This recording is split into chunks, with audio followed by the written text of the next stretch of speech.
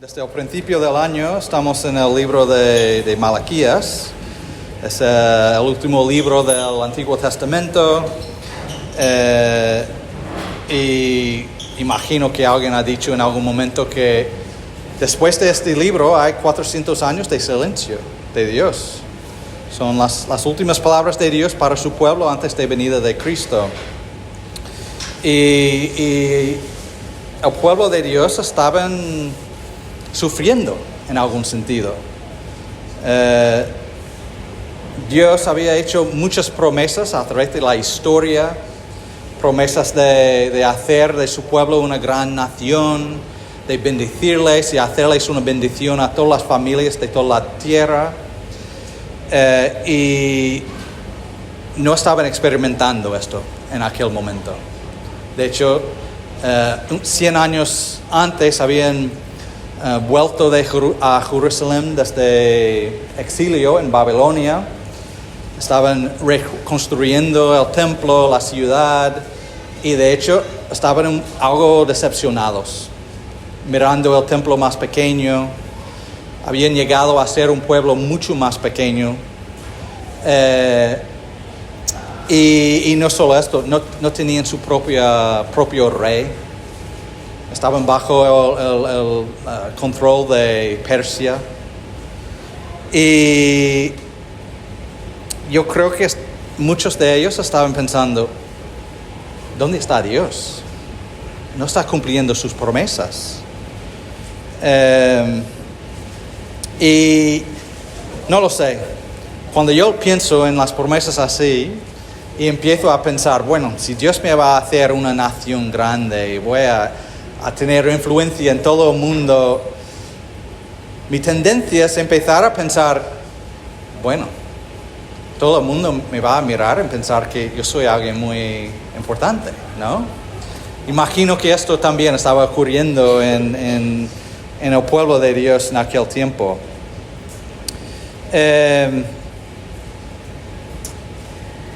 Pero incluso cuando estaban en exilio, cuando estaban en Babilonia, los babilonios, ¿cómo se dice? ¿Cómo? Babilonios habían entrado, destruido el templo, destruido Jerusalén, habían llevado a todos a Babilonia. Incluso en este tiempo Dios seguía animando a su pueblo, diciendo, no os había abandonado, todavía tenéis un futuro. Pero 100 años después, en Malaquías, algunos de ellos, por lo menos, tenían dudas. Y estaban diciendo cosas sobre Dios, no a Dios, que es muy importante esto. Estaban quejándose, acusando a Dios, diciendo cosas que hemos leído hoy. Es en vano que servimos al Señor. No sirve para nada. ¿Qué provecho hay en guardamos sus ordenanzas y seguir yendo al templo todas las semanas y haciendo todo lo que hacemos? Es una pena, pero lo hacemos, ¿no? Es la mentalidad que tienen en aquel momento. Y de hecho habían llegado a unas conclusiones bastante fuertes. Dicen, los soberbios son bienaventurados. Los que tienen el favor de Dios son los arrogantes, los orgullosos. Ellos son los favorables en esta tierra. Dicen, los que hacen mal prosperan. Y de hecho, ponen a prueba a Dios y da igual a Dios. Están diciendo que da igual. Dios, sí, no nos importa a Él. Podemos hacer lo que nos da la gana y no importa a Él. No sé si en tu vida en algún momento has experimentado alguna decepción que has pensado, bueno, no lo sé si Dios está obrando o no. Yo sé que tenía muchas promesas, pero lo que estoy viviendo no coincide con las promesas de Dios.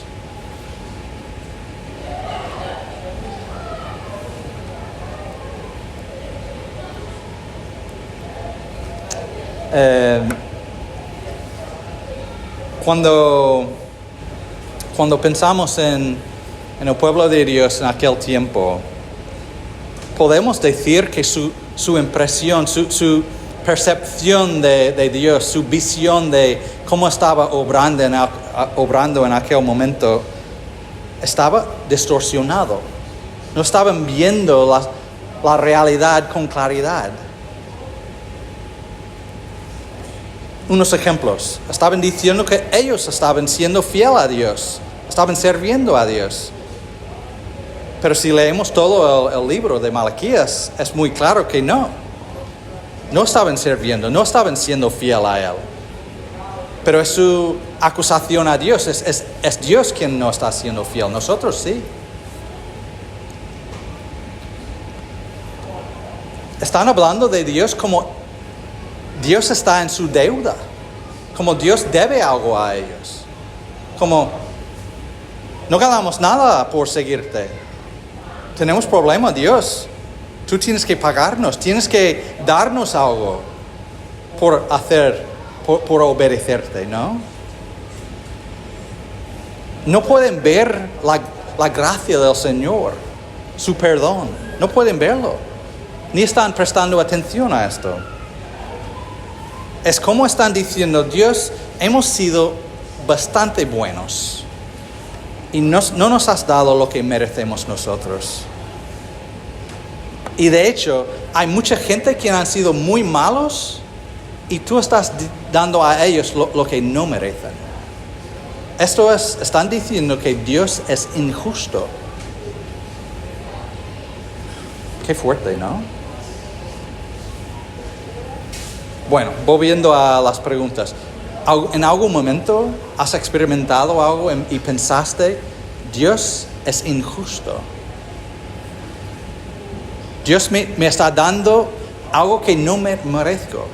Y está dando a ellos algo que sí merecen o no merecen. O quizás en tu fe has llegado a un momento donde dudaste de quién es Dios. Si realmente va a cumplir sus promesas.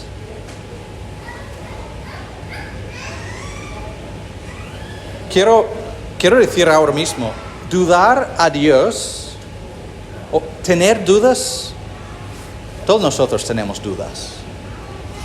Es algo bastante normal.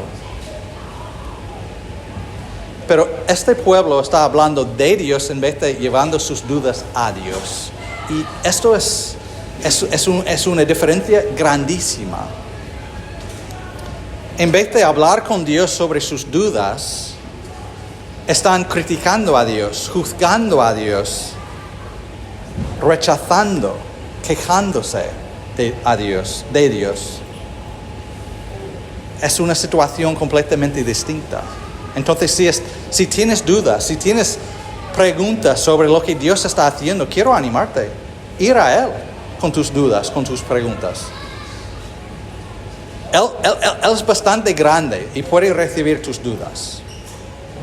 Él nos entiende y puede recibir nuestras dudas.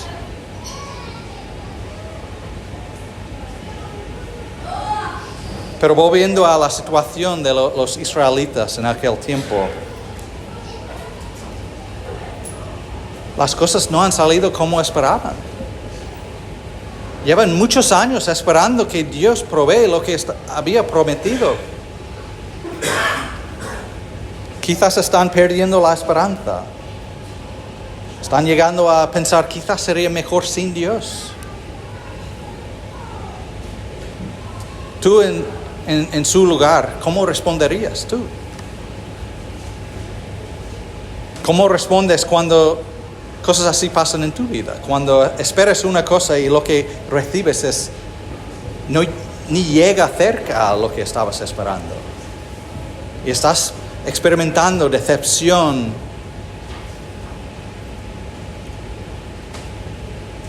Quizás llegas a pensar, quizás he mal interpretado sus promesas.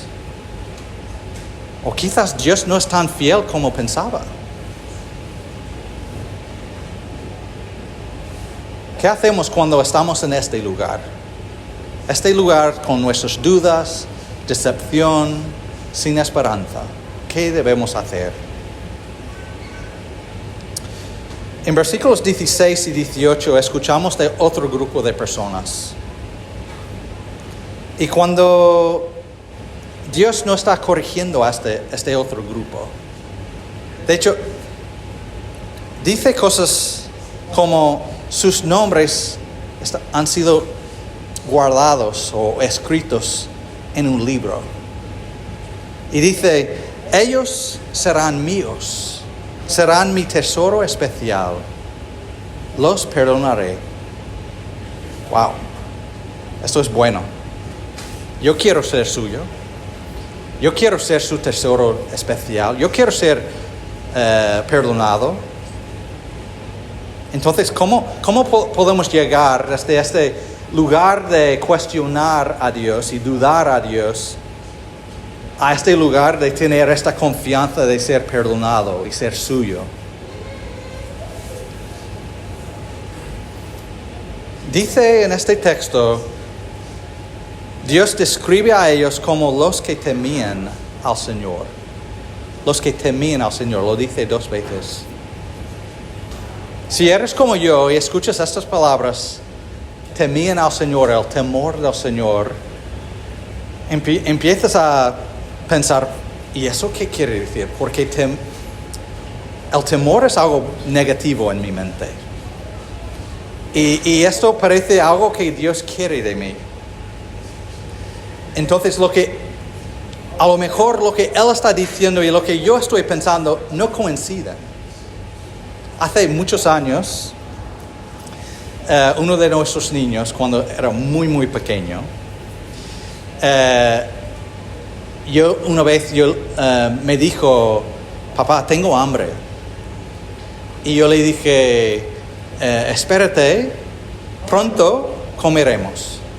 Y él me respondió, no pronto. Porque para mí pronto es casi ahora, ¿no? Pero en alguna forma él había llegado a entender pronto significa otra cosa.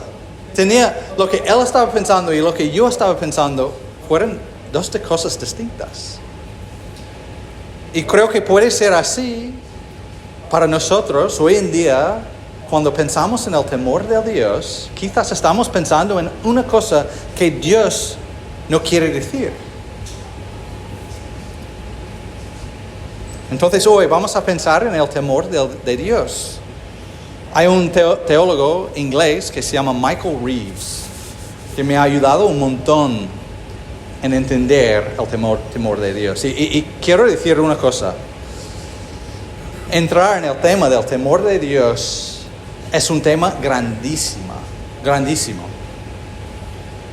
Y solo vamos a poder tocarlo un poquito. Pero creo que hay cosas que necesitamos escuchar sobre el temor de Dios. La primera cosa que quiero decir es que hay una diferencia entre tener miedo de Dios y tener temor de Dios. Son dos cosas distintas. Os voy a dar un ejemplo de tener miedo de Dios. En el jardín de Edén, Adán y Eva habían desobedecido a Dios y Dios les acerca. Y voy a leer lo que dice en Génesis 3. Y el Señor Dios llamó al hombre y le dijo, ¿dónde estás? Y él respondió, te oí en el huerto y tuve miedo porque estaba desnudo y me escondí. Eso es tener miedo de Dios. Dios está acercándote y tú quieres esconder. Eso es tener miedo a Dios, de Dios. En otro sitio, en el Nuevo Testamento, en Lucas capítulo 5, encontramos a Pedro, quien llegó a ser uno de los discípulos de Cristo. Estaba pescando toda la noche y no había pescado nada. A la mañana Jesús estaba enseñando en la orilla del mar y después de enseñar Jesús dijo a Pedro, echa la red al profundo mar, ¿no?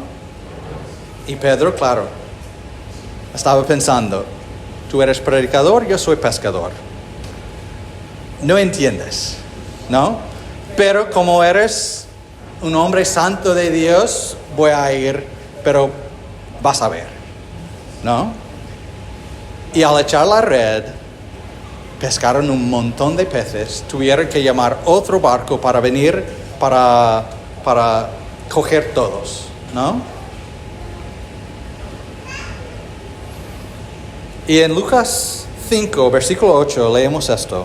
Al ver esto, Simón Pedro cayó a los pies de Jesús diciendo, apártate de mí, Señor, pues soy hombre pecador. ¿Cómo responde Pedro? Dice, necesito distancia entre tú y yo. Yo no puedo estar cerca de ti. Tengo miedo. No lo dijo, pero se nota, ¿no? ¿Alguna vez te has experimentado esto? ¿Te has dado cuenta de un pecado en tu vida? ¿O acabas de pecar en alguna forma de, ya sabes que no debes hacer? Es difícil muchas veces. No pensamos muchas veces, debo ir y orar ahora mismo. Y por algunos de nosotros pensamos, no debo ir a la iglesia. ¿No? Esto es tener miedo a Dios. Estás pensando, no merezco. Y es verdad. Esto es miedo de Dios. Estoy casi convencido que esto no es lo que Malaquías está comunicando en Malaquías 3, versículos 16 y 17.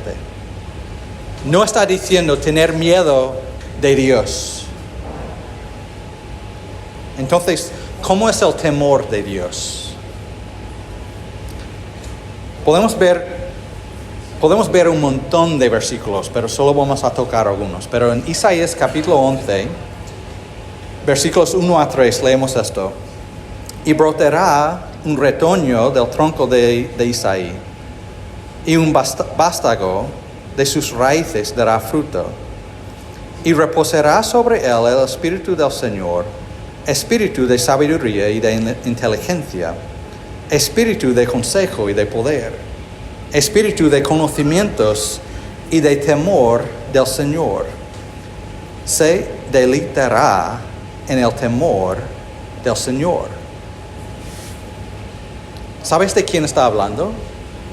¿Quién es esta persona quien reposará? Bueno, el Espíritu del Señor reposará sobre él. Que tenía el espíritu de sabiduría e inteligencia, un espíritu de consejo y de poder, espíritu de conocimiento y temor del Señor. ¿Quién es esta persona? Está hablando del Mesías. Está hablando de Jesucristo, el Hijo de Dios. Está hablando de la segunda persona de la Trinidad,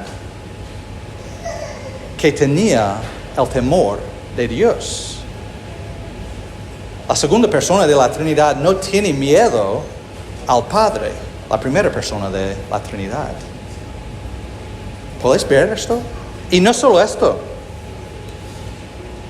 Dice en versículo 3, se deleitará en el temor del Señor. Disfrutará del temor del Señor. Es algo que le gusta. No tiene miedo. ¿Puedes imaginarlo? El temor del Señor siendo algo que disfrutas.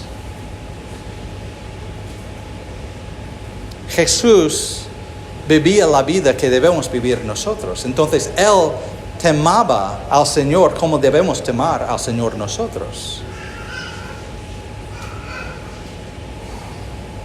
Entonces, ¿cómo ¿Cómo es esta idea del temor de Dios? En Jeremías capítulos 32 y 33, Dios está dando a su pueblo una visión de lo que Él quiere para ellos. Su visión del futuro que tiene para ellos. Y en capítulo 32, versículos 38 a 41, leemos lo siguiente. Ellos serán mi pueblo, y yo seré su Dios, y les daré un solo corazón y un solo camino, para que me teman siempre, para bien de ellos y de sus hijos después de ellos. Haré con ellos un pacto eterno, por el que no me apartaré de ellos, para hacerles bien, e infundiré mi temor en sus corazones, para que no se aparten de mí. Me regocijaré en ellos, haciéndoles bien, y ciertamente los plantaré en esta tierra, con todo mi corazón y con toda mi alma. Versículo 40 dice que Dios va a infundir su temor en sus corazones. Sé que no tenéis el texto enfrente de vosotros ahora mismo, pero quiero deciros que todo lo que dijo a ellos en aquel texto es cosas buenas, que Dios quiere hacer bien a ellos. Esto es lo que crea el temor de Dios en ellos. Es la bondad de Dios. No está hablando de su juicio.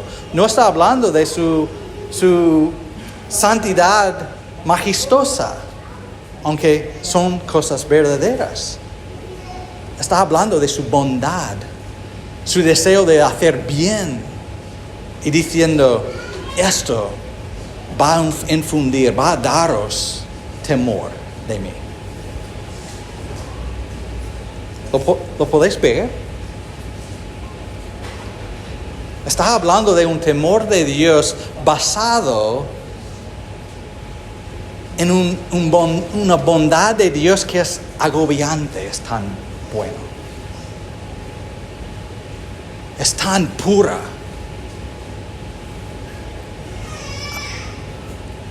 Es tan buena que no podemos compararlo a nada que experimentamos en esta tierra. Y en el siguiente capítulo sigue dando esta misma visión. En versículos 8 a 9 dice lo siguiente: los limpiaré de toda la maldad que cometieron contra mí, y perdonaré todas las iniquidades con que pecaron contra mí, y con las que se rebelaron contra mí. Y la ciudad será para mí un nombre de gozo, de alabanza y de gloria ante todas las naciones de la tierra, que oirán de todo el bien que yo le hago, y temerán y temblarán a causa de todo el bien, de toda la paz que yo le doy. Otra vez, ¿lo ves? Está hablando del perdón a gente que no merece perdón. Está hablando del gozo que tiene Dios en hacer bien. Y el resultado es que van a temer y temblar ante Dios. Es tan bueno que temblan. Y no sé si podéis imaginarlo, pero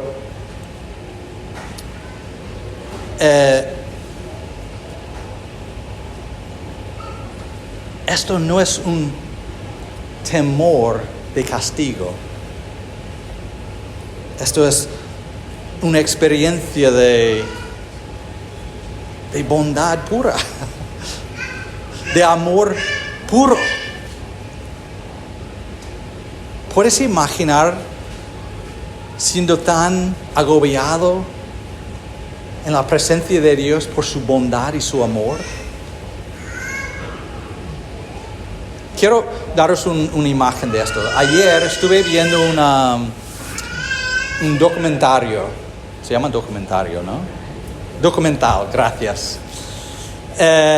Con Peter, nuestro pequeño, sobre los hermanos Williams. ¿Conoces los hermanos Williams? Son dos hermanos, hijos de inmigrantes a España, y juegan fútbol profesional con el equipo Atlético de Bilbao. Y hay un documental en Netflix sobre ellos. Y el verano pasado jugaron en dos equipos que ganaron algunos campeonatos. Lo siento, no me acuerdo cómo se llaman los campeonatos. Pero uno fue muy grande, de hecho vi el partido. No en vivo, en la tele. Pero después de ganar un campeonato de Europa, estaban en el campo celebrando, gritando, saltando con alegría. Todo el mundo tenía sonrisa. Y Iñaki, el hermano mayor, tenía una novia. Y ella estuvo allí en el campo con ellos celebrando. Y ella dijo, estoy temblando. ¿Pero por qué? Es una fiesta, es algo bueno. Estaba agobiada con la bondad de lo que estaba experimentando. Era tan buena.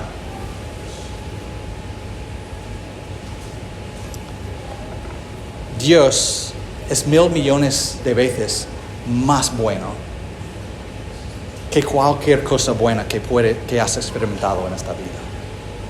Es agobiante. Te puede causar a temblar. Y hoy lo que quiero hacer es plantar una semilla del temor de Dios de esta forma. Una experiencia de un Dios tan bueno, tan amoroso, tan lleno de gracia, que te causa a temblar en su presencia. Que te causa amarle y encontrar placer en su presencia y te atrae. Esta es la idea que quiero transmitir. Vale. Volvemos a la situación de Israel con su decepción con Dios.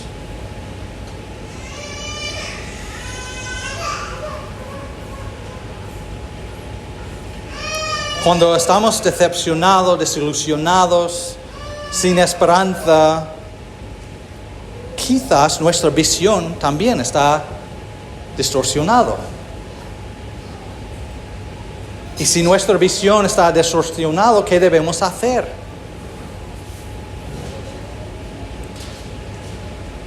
Bueno, primero debemos ir a Dios y hablar con Él sobre esto. Si tenemos el temor de Dios, tenemos que recordar que es algo que nos atrae a Él. No es algo que respondemos con escondernos, sino es algo que nos lleva a Él. Porque sabemos que Él sabe siempre lo que es mejor para nuestras vidas. Y siempre guarda sus promesas, porque es tan bueno.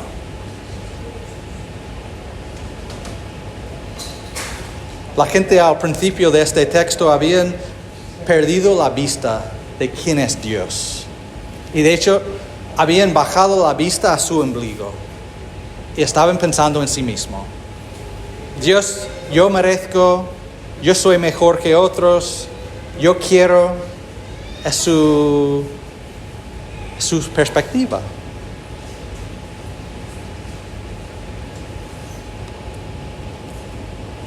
Para ellos, Dios se había convertido en una herramienta en su caja de herramientas para conseguir lo que querían. Y al final no funciona. Habían perdido el temor de Dios. Y necesitan volver a tener y necesitan un enfrentamiento con Dios, con cara a cara. El profeta Habacuc también estaba luchando con dudas sobre Dios, hablando con Dios. ¿Cómo puede ser que vas a hacer esto, Dios? No entiendo. Pero está hablando con Dios. Y al final de este libro de Habacuc, en capítulo 3, leemos lo siguiente.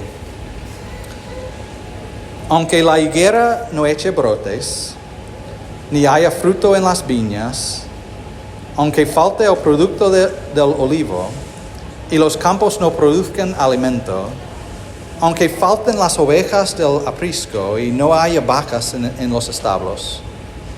Está diciendo, aunque todo el mundo se cae y todo va mal y no hay ninguna esperanza, con todo yo me alegraré en el Señor. Me regocijaré en el Dios de mi salvación. El Señor Dios es mi fortaleza. Él ha hecho mis pies como los de las ciervas, y por las alturas me hace caminar. Está diciendo que en medio de todo, nuestra única esperanza es Dios, quien es bueno.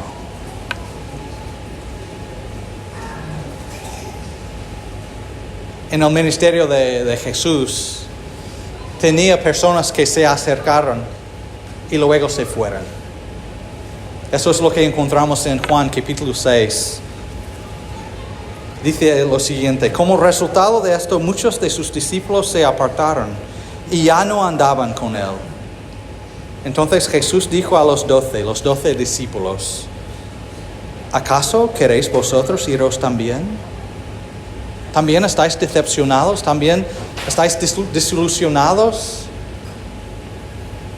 Simón Pedro le respondió: Señor, ¿a quién iremos? Tú tienes palabras de vida eterna, y nosotros hemos creído y conocido que tú eres el Santo de Dios. ¿A dónde vamos a ir? ¿A los políticos? ¿A la fiesta? No hay esperanza fuera de Dios. No hay ninguno bueno sino Dios. En versículo 17 en Malaquías 3, nuestro texto de hoy, Dios dice sobre los que temen a su nombre, que amen a su nombre. Dice: los perdonaré como un hombre perdona al hijo que le sirve. Está diciendo, los padres aman a sus hijos y les perdona.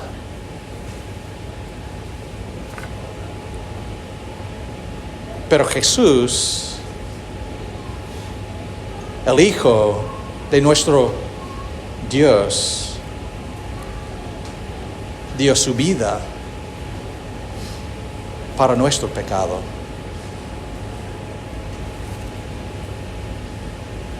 Fue un gozo para él, dice Hebreos. El gozo de Dios para hacer bien hacia los que no merecen. Nuestro Dios es tan bueno. Jesús murió en la cruz para restaurarnos con Dios, el Padre. ¿Puedes ver su bondad? Quiero animarte a dejar que la bondad de Dios te agobie.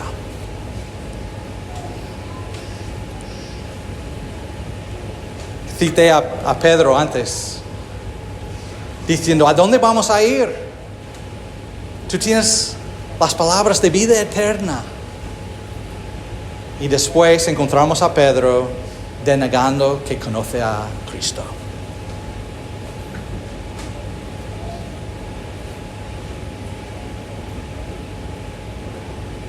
Tenía un montón de vergüenza de hacerlo, salió y lloró por lo que había hecho. Y días después, Jesús ya había sido crucificado, resucitó de la muerte. Los discípulos tenían dudas, tenían miedo. ¿Qué va a pasar? No sabían, estaban escondiéndose. Y un día Pedro dijo, bueno, yo voy a ir y pescar. Esto sé hacer. Y salió con los otros discípulos para pescar y toda la noche no pescaron nada. Encontramos la historia en Juan capítulo 21. Y un hombre apareció a la orilla del mar y dijo, echa la red al otro lado del barco. Y lo hicieron. ¿Qué pasó? Pescaron un montón de peces. ¿Qué hizo Pedro? Se saltó al agua para llegar a Cristo. ¿Por qué? Porque al principio del ministerio de Cristo, Pedro dijo, apártate de mí, soy pecador. Y después de pasar 3 años con Cristo, la imagen del Dios invisible, y después de negar que conoce a Cristo, al reconocer que está en la presencia de Jesús otra vez, se va corriendo para estar en su presencia. Porque tenía temor de Dios y sabía dónde iba a ir, que sería mejor que la presencia de su Dios. Entonces, quiero animaros a dejar la bondad de Dios agobiarte.